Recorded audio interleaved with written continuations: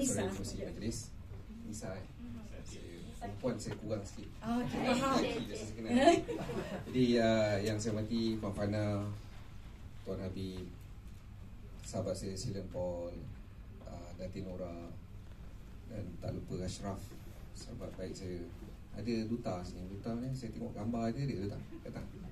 Sebentar lagi akan ada. Oh ya, saya jadi tak sabar sikit. Jadi tuan-tuan AG pun ada, tuan-tuan dan puan-puan rakan media, saya cuba nak recap sikit tentang penubuhan awal Didik TV ni untuk tuan-tuan dan rakan media yang mungkin belum tahu lagi asal penubuhan Didik TV di NTV7 ni.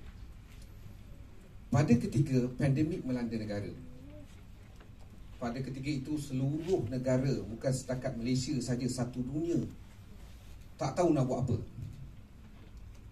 Sebab virus ni tiba-tiba datang dan serang satu dunia. Satu dunia panik. Ini bukan perang, tapi virus yang tak tahu ujung pangkal daripada mana.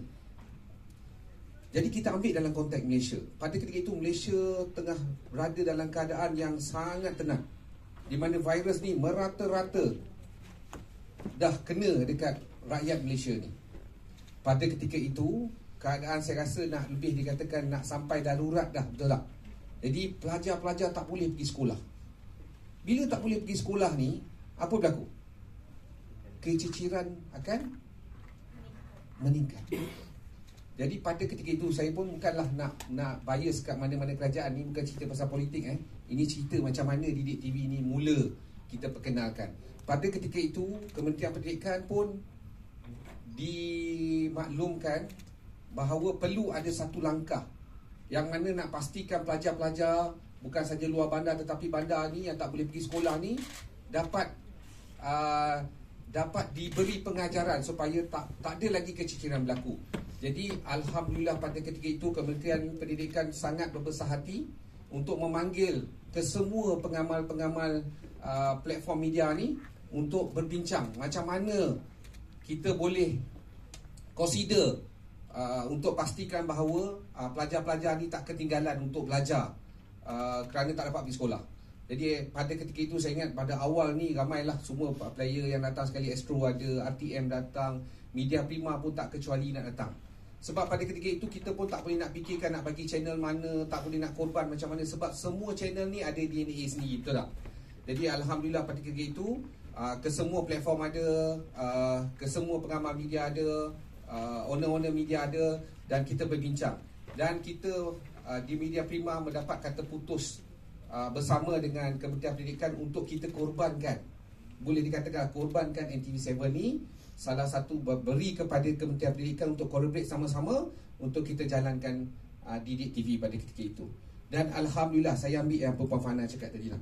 Sebenarnya isu pendidikan ni adalah isu yang sangat penting bagi rakyat Malaysia.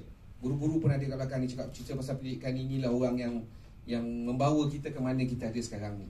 Jadi pada peringkat awal kita bersetuju dengan Kementerian untuk kita collaborate sama-sama nak bagi ilmu ni supaya budak yang tak boleh pergi sekolah ni dapat belajar. Tapi adakah semua dapat belajar? Sebab tak bolehlah kita nak cover semua subjek, betul tak? Tapi alhamdulillah di bawah kepimpinan Saudara Silen, Cikgu Silen. Saya pun baru tahu hari ni Silen ada CJ perguruan. Betul ke Silen? Silen ni dah bayar mak saya dah. Sebab itu saya tadi dia cakap tu yang tahun 90-an tu mak saya. Saya tahun 2000, dia tahun 2000 Silen. You kenal mak saya ke? Okay, kita back balik kepada TV Pendidikan ni. Pada ketika itu Kementerian Pendidikan hantarlah guru-guru cemerlang untuk mengajar di TV. Apa manfaatnya sehingga sekarang? Kalau dulu guru-guru cemerlang ni datang dekat NTV7 ni ajar subjek-subjek penting kepada semua pelajar-pelajar yang menonton NTV7, tapi walaupun pada ketika itu pandemik sudah merundum, dah tak ada huru-hara lagi, pelajar dah boleh pergi sekolah, tapi manfaat yang kita nak bagi tahu kepada tuan-tuan dan puan-puan bahawa manfaat untuk Didik TV ni, guru-guru cemerlang yang tak mengajar yang banyak dapat manfaat ni boleh dikatakan adalah pelajar luar bandar dan juga miskin bandar. Kita tak risau pada yang golongan pertengahan dengan golongan atasan. Mereka ni boleh hantar anak pergi tuition anytime. Kalau orang kata, ada orang bagi komen kat kita, orang bandar, saya jumpa lah, saya pergi kedai mamak, kata, oh Didik TV ya, anak saya tak tengok pun. Saya kata, bang, abang kerja apa? Anak abang tuition tak? Dia boleh pergi tuition. Tapi apa nasib orang luar bandar dan miskin bandar yang tak mampu hantar anak pergi tuition? Inilah saluran yang mereka mampu untuk tengok. Berdasarkan survey ni bukan NTV7 buat tau, bukan Silen Paul buat, bukan Emilia buat, bukan kita semua buat. Third party buat survey keberkesanan NTV7 ni. Kita ambil lah skop yang lebih kecil. Kita ambil skop kecil ni SPM lah, Pecutan Air SPM. Ini survey tau. Survey ni dibuat oleh third party. Kita tak bayar. Kita tak bayar kan? Kau bayar ke tak? Kau dah bayar, nanti orang ingat kita tak bayar kan? Okay, third party survey ni dia nak tunjukkan keberkesanan bahawa peratus orang yang lulus daripada dapat A dulu dapat B banyak, tapi sekarang dah meningkat untuk dapat A. Yang dulu banyak dapat C, sekarang ni meningkat untuk lebih ramai dapat B. Keberkesanan, kajian keberkesanan. Yang ini bila kita dapat report tu, itu satu rahmat dan pencahayaan besar yang kita rasa kita boleh banggakan untuk dapat manfaat kepada pelajar-pelajar di luar sana. Jadi survey itu nampak peningkatan. Jadi apabila sekarang ni kerjasama dengan Kementerian Pendidikan masih lagi kita teruskan. Dan saya ingat saya baru jumpa Cik Habib ni dengan Puan Fana ni baru saya ingat bulan 11 saya jumpa.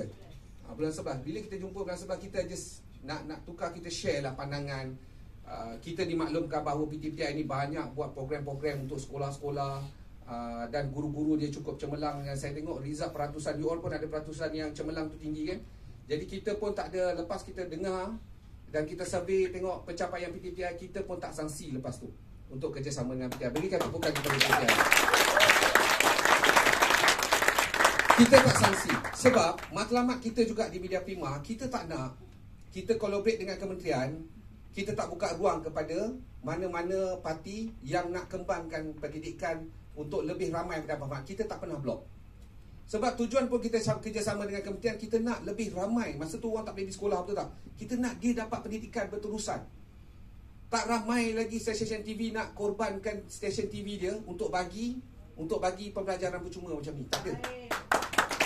Bukanlah kita kata kita mendapat sudi, tapi kita korbankan bukanlah kerana dollar and cent. Dollar and cent satu hal lah, sebab kita perlu survive untuk airtime kita. Tapi ada apa yang lebih penting adalah kita nak pastikan anak-anak dan juga pelajar-pelajar ni tak keciciran.